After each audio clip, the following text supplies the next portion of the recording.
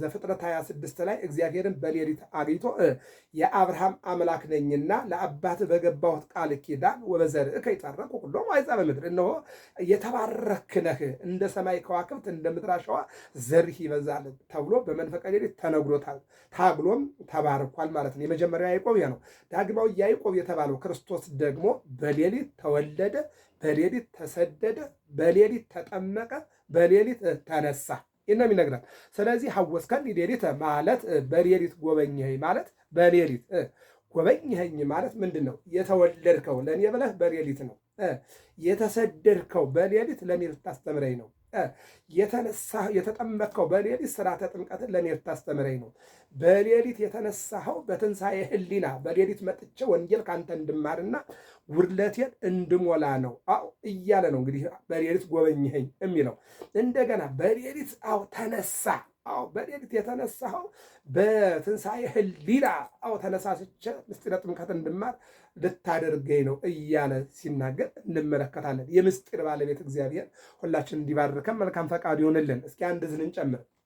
ኒቆዲሞስ ስሙ መልአኮሙ ለአይሁድ፣ የአይሁድ ሹም ስሙ ኒቆዲሞስ ይባላል። ባለጸጋ ነው፣ ምሁረ ኦሪት ነው፣ ባለስልጣን ነው። ስሙ ኒቆዲሞስ ይባላል። ዘሆረ ሀቢሁ ቀዲሙ ሌሊተ፣ ይህ ሰውም በሌሊት ወደ ክርስቶስ የሄደ ነው። ክርስቶስም ፈልጎ ጉድለቱን ሊሞላ የኔ ስልጣን ጊዜያዊ ነው፣ የኔ ሀብት አላፊ ነው፣ የኔ እውቀት ጉድለት አለው እያለ ወደ ክርስቶስ በሌሊት የሄደ ወይቤሎ ረቢ ነአምን ብከ ከመ እምኀበ አመጻእከ፣ ከእግዚአብሔር ዘንድ እግዚአብሔር ሆነህ እንደመጣ እናውቃለን። ጴጥሮስ ምን አለ? አንተ ውእቱ ክርስቶስ ወልደ እግዚአብሔር ሕያው፣ የሕያው እግዚአብሔር ልጅ እግዚአብሔር አንተ ነህ አለ ቅዱስ ጴጥሮስ። ያንን የደገመው ኒቆዲሞስ እምኀበ እግዚአብሔር፣ ከእግዚአብሔር ዘንድ እግዚአብሔር እንደመጣ እናውቃለን። ትኩን መምህረ፣ የመጣኸውም የእኛ መምህር፣ የእኛ አስተማሪ፣ የእኛን ጉድለት ልትሞላ ነው። የእኛን እውቀት፣ የእኛን ጥበብ፣ የእኛን አእምሮ ልታሰፋ ነው፣ ይቅር ልትል ነው አለ። እኛ በተማርነው ብንኖር እንጂ በተማርነው አንሞትበትም። አንተ ግን ባስተማርከው ትሞትበታለህ፣ ዓለሙን ታድንበታለህ። በመምህር ምንድን ነው? ዮሐንስ ወንጌል ምዕራፍ 10 ላይ ምን ይላል? መልካም እረኛ ስለ በጎቹ ይሞታል። አለቀ። ስለዚህ የአንተ መምህርነት እስከ ሞት ድረስ ነው። የእኛ መምህርነት እስከ እውቀት ድረስ ነው፣ እስከ ማስተማር ድረስ ነው። አንተ ግን ባስተማርከው ትምህርት ትሞታለህ፣ ለበጎችህ ትሞትላቸዋለህ ብሎ ሲናገር እንሰማው። ከመ ትኩን መምህረ አልቦ ዘይገብር ተአምረ ወመንከረ ዘአንተ ትገብር፣ አንተ የምሰራውን ተአምር የሚሰራ የለም። ውሃን ወደ ወይን ጠጅነት ብቅል ጌሾ ሳይጨመር ማን ነው ወይን ጠጅ የሚያደርግ? የለም። እንደገና በዮሐንስ ወንጌል ምዕራፍ 9 ላይ ልሙጥ ገላ ላይ አይን የምትፈጥር አንተ የምታደርገውን የሚያደርግ የለም። እንደገና የ4 ቀን አስከሬን ከመቃብር ውጣ ብለህ ዮሐንስ ወንጌል ምዕራፍ 11 ላይ እንዲነሳ አልዓዛር እናድርግሃል። የተነሳው አልዓዛር እንደገና 40 ዘመን በኤጲስቆጶስነት እንዲያገለግልህ አድርግሃል። እንዳንተ አይነት የለም። አንተ የምታደርገውን የሚያደርግ የለም። ሌላው 38 ዓመት ሆኖ በአልጋ ላይ የነበረውን ተጣብቆ የነበረው ተንስ ንሳ አራተከ፣ ተነሳና አልጋህን ተሸክመ ሂድ አልከው። ነሳ አራቶ አይቶ ቤቶ ውእቱ መጻጉዕ፣ ያም ሰው በአንተ ቃል በአንተ ፈቃድ አልጋውን ተሸክሞ ወደ ቤቱ ገባ። አንተ የምታደርገውን የሚያደርግ የለም። ጽድቀ አፍቀርከ፣ እውነትን ወደድክ፣ ወአመፃ ጸላይከ፣ ጥላቻን ጠላህ። እውነትን ወደድክ፣ ሐሰትን ጠላህ። ማዳንን ወደድክ፣ መግደልን ጠላህ። ማሳደድን ጠላህ፣ መሰብሰብን ወደድክ። ማብላትን ወደድክ፣ መቀማትን ጠላህ። ማጣላትን ጠላህ፣ ማሳረቅን ወደድክ። ስለዚህ ጽድቀ አፍቀርከ፣ እውነትን ወደድክ፣ ወአመፃ ጸላይከ፣ ኃጢአተኛውን ጠላህ። ጴጥሮስን ወደድክ፣ በንስሐ የተመለሰውን። ይሁዳን ጠላህ፣ ኤሳውን ጠላህ። ያዕቆብን ወደድክ፣ አቤልን ወደድክ፣ ቃየልን ጠላህ። ቅዱስ ሚካኤልን ቅዱስ ገብርኤልን ወደድክ፣ ሳጥናኤልን ግን ጠላህ፣ ዲያብሎስን ጠላህ እያለ ይናገራል። ለእረፍት ሰንበተ ሰራከ፣ ሰንበትን ለእረፍት ሰራ። አንድም ሰንበትን ለሰው ልጆች ሰራ። እስመ ሰንበትሰ በእንተ ሰብእ ተፈጥረት፣ ሰንበት ለሰው ልጆች ተፈጥራለችና ሰንበትን ለእረፍት እንድትሆን አንተ ሰራህ። እግዚአ ለሰንበት፣ የሰንበት ጌታዋ አንተ ነህ፣ የምሕረትም አባት አንተ ነህ እያለ ይናገራል።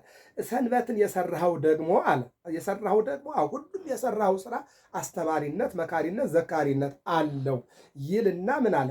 ለሕይወት ወለመድኃኒት፣ ለሕይወትም ለመድኃኒትም ሰንበትን ሰራ። ለሕይወት ለመድኃኒት ቀጠለ። ወለስርየተ ኃጢአት ኃጢአትን ይቅር ልትል። ለዚህ ነው በሰንበት በሉቃስ ወንጌል ምዕራፍ 13 ላይ ጎብጣ ሰማዩን ማያት ቀና ብላ መሄድ የተሳናትን ሴት አንቺ ሴት ከኃጢአትሽ ተፈተሻል ቀና በይ አላት። ቀና አለች። አየው። ለዚህ ነው ምን አለ? እነሆ ሰንበትን የሰራኸው ኃጢአትን ይቅር የምትልበት የስርየት ቀን ነው አለ። ቀጠለ። ወይቤሎ ረቢ ነአምን ብከ ከመ እምኀበ አመጻእከ ከእግዚአብሔር ዘንድ እግዚአብሔር ወረህ እንደመጣህ አምነንብሃል፣ አንድም አመንብህ የሚለውን ይተረጉማል ማለት ነው። ይህን ነው የሚናገረው። እንግዲህ በእውነት የቤተ ክርስቲያን አስተምሮ የእግዚአብሔር ቸርነት የእግዚአብሔር ምሕረት በነገራችን ላይ አራት ነገሮች አይለያዩ። ነገሩ ምሕረቱ ለእግዚአብሔር ወንጌል በተሰበከ ቁጥር አራት ነገሮች አይለያዩ። አዎ በትንሹም በብዙ ማለት ነው። አንደኛ የእግዚአብሔር ቸርነት የእግዚአብሔር ምሕረት አንደኛው ማለት ነው። አንደኛው ይሄ ነው። ሁለተኛ አምላክን የወለደች ድንግል ማርያም የእሷ ቸርነትና የእሷ እናትነት፣ አዎ የእሷ መመረጥ ሁለተኛው ይሄ ነው። ሶስተኛ የመላእክት አማላጅነትና ተራዳይነት። አራተኛ ሰዎች ሆነው ከሰው ተወልደው ከዓለም ተገኝተው ዓለሙን የራቁ ሰዎች ሆነው ሰው የሚሰራውን የማይሰሩ ዓለምን ንቀው እስከ ሞት ድረስ የታመኑ የሰማዕታት፣ የጻድቃን፣ የሐዋርያት እነዚህ አራቱ በቤተ ክርስቲያናችን አይለያዩም ማለት ነው። ምንድነው? የእግዚአብሔር ቸርነት፣ የድንግል ማርያም እናትነት፣ የመላእክት ተልእኮ፣ የጻድቃን፣ የሰማዕታት፣ የሐዋርያት የእግዚአብሔር አገልጋዮች ምርጫ። እነዚህ አራቱ በቤተክርስቲያናችን የወንጌል አገልግሎት አይለዩም። አሁን ይህን ካልን እንግዲህ ወደ ቅዳሴው መልእክት ነው የምንሄደው። እግዚአብሔር እንግዲህ እንደሚታወቀው በቸርነቱ ሁሉን ነገር ይጎበኛል። ሲጎበኘን ደግሞ እግዚአብሔር ቸር መሆኑን አሳውቆ ነው። በቅዳሴ ላይ የሚነበቡ መልእክታት ያው እንደሚታወቀው ሁለት ናቸው። እነሱን እናይና ወደ መስፋኩ ደግሞ እንሄዳለን። የመጀመሪያው ሮሜ 7:1 እስከ 19 ነው ሙሉ ቃሉ። ነገር ግን የምወስደው አንድ ቃል ብቻ ነው። ምን ይላል? ሰው ባለበት ዘመን ሁሉ ሕግ እንዲገዛው አታውቁምን? ይላል። አዎ ሰው ባለበት ዘመን ሁሉ ሕግ እንዲገዛው አታውቁምን? ሕግ ማለት ጽላቱ ላይ ያለ ነው። ጽላቱ ላይ ያለው ሕግ ሁለት አይነት ሕግ ነው። አታድርግ፣ አድርግ። አዎ አታድርግ ማለት በቃ አትንካው፣ አታድርገው፣ አትግደል ማለት ነው። አታመንዝር ማለት ነው። አትዋሽ ማለት ነው። አትስረቅ ማለት ነው። አድርግ ማለት ደግሞ መጹት፣ ስጥ፣ አስታርቅ፣ ጹም፣ ጸልይ፣ ስገድ፣ በቃ እነዚህ ናቸው የሚመጡት ማለት ነው። እና ሰው ባለበት ዘመን ሁሉ ሕግ እንዲገዛው አታውቅም ወይ ይላል። ሁለት አይነት ሕግ አለ። ፍትሐ ብሔር የሚባለው ወንጀለኛ መቅጫ የሚባለው ይሄ የተወሰደው ከምንድን ነው? ከፍትሐ ነገሥት ነው። ከቤተ ክርስቲያን ፍትሐ ነገሥት ነው። ሕግ ይወጽም ጽዮን፣ ሕግ ከጽዮን ይወጣል። ወቃለ እግዚአብሔር ኢየሩሳሌም፣ ቃለ እግዚአብሔር ከኢየሩሳሌም ይገኛል አለ። ከጽዮን ሕግ ይወጣል፣ ቃለ እግዚአብሔር ደግሞ ከኢየሩሳሌም አለ። ስለዚህ ሕጉ የተገኘው ቅዱስ ጳውሎስ በሌላ መልኩ እንዲህ ይላል፣ ሕግ ለሚያውቁት ሰዎች ጠቃሚ ነው፣ መልካም ነው፣ ለማያውቁት ሰዎች ደግሞ ማነቂያ ነው ይላል። ምንድን ነው? ሰው ሕግን ካከበረ አይገልም። ሰው ሕግን ካከበረ አይሰርቅም። ሰው ሕግን ካከበረ አይቀማም። ሰው ሕግን ካከበረ አይዘርፍም፣ አያፈርስም። አዎ እነሆ ይሰጣል እንጂ አይቀማም፣ ይመጸውታል እንጂ አይሰርቅም፣ ያሰርቃል እንጂ አያገዳድልም። አዎ ስለዚህ ሕግ ጥሩ ነው፣ መልካም ነው። ሕግ ባይኖር ኖሮ ዛሬ ሕግ ባለበት ዓለም ላይ ሰዎች እንደዚህ ከሆኑ ሕግ ባይኖርማ ኖሮ እንዴት እንኖር ነበር የሚለውን ማየት ያስፈልጋል። ይህን ለማየት የሚያስፈልገው አንገት ብቻ ነው። አዎ አንጀት አይደለም፣ አንገት ያስፈልጋል። አንጀት ሌላ ነው እና አንገት ካለን ወደኋላም ወደፊትም ማየት ማለት ነው። አንጀት ደግሞ ሰፊ ነው። አዎ ይህንን ማየት ያስፈልጋል ማለት። አንጀት ትልቁን ነገር የሚሰበስብ ትልቁን ሕይወት የሚይዝ ነው። ነገር ግን ሰው አንገትም ካለው አንገት ማለት ወደኋላም ወደፊትም የምናይበት ነውና በዚህ ማለት ነው። ለምሳሌ የክርስቶስን አምላክነት ለማየት ሰው መሆን በቂ ነው ይላል። አሁን ሰው መሆን ብቻ ነው። ነገር ግን በሰው ውስጥ ብዙ ነገር አለ ማለት ነው። ይህንን ይናገር። ሁለተኛው አንደኛ ዮሐንስ 4:18 ፍጹም ፍቅር ፍርሃትን አውጥቶ ይጥላል። ፍጹም ፍቅር አልቦ ዘያቢ ምዝንቱ ፍቅር ዘያቢ አልቦም ዝንቱ ፍቅር። ከዚህ የሚበልጥ ፍቅር ለማንም የለውም። ራሱን ስለ ወዳጆቹ በመስቀል ላይ ተንጠልጥሎ ማዳን። ስለዚህ ፍጹም ፍቅር እነሆ ምን ይላል? ፍርሃትን አውጥቶ ይጥላል። ሰው ፍጹም ፍቅር ካለው አይፈራም። ፍቅር ከሌለው ግን ፈሪ ነው የሚሆነው። ምክንያቱም ፍቅር የለውም እና ፍቅር ማን ነው? እግዚአብሔር ነው ይላል። ፍቅር እግዚአብሔር ነው አለ። በቃ እግዚአብሔር ፍቅር ከሆነ እኛ ሰዎች ሰው ማለት እግዚአብሔር፣ እግዚአብሔር ማለት ሰው ነው አይደል? አምላካችን፣ ፈጣሪያችን፣ መድኃኒታችን ፍቅር ከሆነ እኛ ሰው መሆን አለብን። የፍቅር ሰዎች መሆን አለብን ማለት ነው። የፍቅር ሰዎች እንድንሆን እግዚአብሔር ይርዳን። አሁን ወደ መስዋዕቱ እንሂድ። ሐወጽከኒ ሌሊተ ወፈተንኮ ለልቤ አመከርከኒ አመፃ ወይተረክበ በላዕሌ ከመ ይንበብ ግብረ ጓለመያው ይላል። መዝሙር 16:17 ቁጥር 3 ላይ ያለ ቃል ነው። ልቤን ፈተንከው። ልቤን ፈተንከው። ልብን የሚያውቅ ማን ነው? እግዚአብሔር ነው። ሰው ልብን አያውቅም። የማን ልብ ጥሩ የማን ልብ መጥፎ እንደሆነ አያውቅም። ሰው አንዳንድ ጊዜ በግ ሲያርድ፣ ፍየል ሲያርድ ወይም ዶሮ ሲያርድ ልብ ያይና ከቆሸሸ ልብ የቆሸሸ ነው ብሎ ሊናገር ይችላል። ግን የልብን ማንነት የሚያውቅ ይፈትን ልብ ወኩልያት እግዚአብሔር። አዎ እግዚአብሔር ልብንና ኩላሊትን የሚመረምር እሱ ብቻ ነው፣ ሌላ ያውቅ። አሁን ሐኪሞች የልብ ቀዶ ጥገና ልብ ወዘተ እንትን ሊሉ ይችላሉ። ግን የልብን ማንነት የሚያውቅ እግዚአብሔር ብቻ ነው። ልበ አምላክ ዳዊት ምንድን ነው ያለው? ታጽበን እምበረድ ወጻዱ። አዎ ታጥበኛለህ እነጣለሁኝ። አዎ ይልቁንም ደግሞ ልቤን ምንድን ነው ልቡ አሁን በቀዶ ጥገና ወጥቶ አይደለም። ልበ ንጹሐ ፍጠር ሊተ እግዚኦ፣ ጥሩ ልብ መልካም ልብ ፍጠርልኝ ያለው በኃጢአት ቆሾ ስለነበረ ነው። አዎ ያውቋል እንደቆሸሸ ማለት ነው። ባያዩም ሰው አያይም፣ ልቡ ግን እንደቆሸሸ ያውቃል። የሚሰራውና የሰራውን ስለሚያውቅ ማለት ነው። ዳዊት የሰራውን ያውቅ ስለነበረ ልበ ንጹሐ ፍጠር ሊተ፣ ንጹሕ ልቡና ፍጠርልኝ አለ። ሶሎሞን ልጁ ደግሞ ልብህን ጠብቃለህ የሕይወትን መውጫ ነውና። ልብ ዋናው ለምሳሌ ሰው ልቡን የነገር ማዳበሪያ፣ የነገር ጎተራ፣ የነገር መሸከሚያ ነው የሚያደርገው። በቃ ቡትቶ ወይም ደግሞ ዝትቻ ነገር መሸከሚያ ምን ማለት ነው? ቂም፣ በቀል፣ ጥላቻ በልቡ ይሰበስባል። ልብ ግን የእግዚአብሔር ማደሪያ ነው። ለዚህ ነው እግዚአብሔር ምን አለ በመዋዕለ ስብከቱ ክርስቶስ ለሰማይ ወፎች ጎጆ አላቸው፣ ለምድር ቀበሮዎች ጉድጓድ አላቸው፣ የሰው ልጅ ግን ራሱ የሚያስጠጋበት ቤት የለውም ማለት። ምክንያቱም እግዚአብሔር የሚያድረው የሰው ልቡና ነው። የሰው ልቡና የኃጢአት መናኸሪያ ሆነ ማን ላይ ይደር? ለዚህ ነው እኮ የሚናገረው ማለት ነው። እና ምን ይላል? ልቤን ፈተንከው አለ፣ በሌሊትም ጎበኘኸኝ አለ። አሁን እግዚአብሔር በሌሊት ቢጎበኘን እያንዳንዳችን ምን ነን? እነማን ነን? እኔ ማን ነኝ? አዎ ለዚህ ያደረስከኝ እኔ ማን ነኝ አለ ዳዊት። አሁን ቢጎበኘን በሌሊት ሰው ምን ያደርጋል? ይህን ነው በሌሊት እግዚአብሔር አያይም፣ እግዚአብሔር አይሰማም ወዘተ የምንለው ነገር አለ። ዘፈጠራሆ ሌሊትን የፈጠረ እግዚአብሔር አያይም፣ ብርሃንን የፈጠረ እግዚአብሔር አይመለከትም። አዎ አፍንጫን የፈጠረ አያሸትም፣ ጆሮን የፈጠረ አይሰማም፣ እጅን የፈጠረ አይዳስስም። አዎ ይህንን ማየት ያስፈልጋል። በሌሊት ጎበኘኝ፣ ፈተንከኝ፣ ምንም አላገኘህብኝም ይላል። ይሄ እንግዲህ ጥሬ ፍቹ ነው። ወደ አንድምታው ስንመጣ በመዓልትም በሌሊትም ጠላቴን ከእጄ ጥለህ ይገለው ይሆን አይገለው ይሆን ብለህ መረመርኸኝ። አዎ መዝሙር 138 ቁጥር 1 ላይ የምናየው ታሪክ ነው።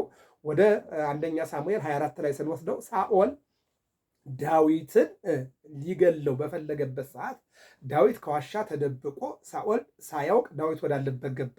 አየው እዚህ ላይ ነው እንግዲህ ጠላቱን ይገለዋል ወይ ብለህ አሳልፈህ ወደ ዋሻ እንዲገባ አደረግከው። አጠገቤ ያለ እነሆ ወታደሬ ዛሬ ነው ጠላትህን አሳልፌ እሰጥሃለሁ እግዚአብሔር ያለህ ለዚህ ነውና በለው ግደለው፣ ወይም ለእኔ ፍቀድልኝና ልግደለው ሲለው ምን አለ ዳዊት? እግዚአብሔር በቀባው ላይ እጄን አላስቀምጥም አለና እምቢ አለ። ይህንን ነው ጠላቴን አምጣ ሰጠኸኝ ነበረ፣ ይገለዋል አይገለውም፣ ያልፈዋል አያልፈውም ብለህ ስትሰጠኝ እኔ ግን አለፉት አለና ምን አለ? እንዲህም ብትመረምረኝ በእጄ መግደል በቃሌ መበደል በልቡናዬ ቂም በቀል አላገኘህብኝም።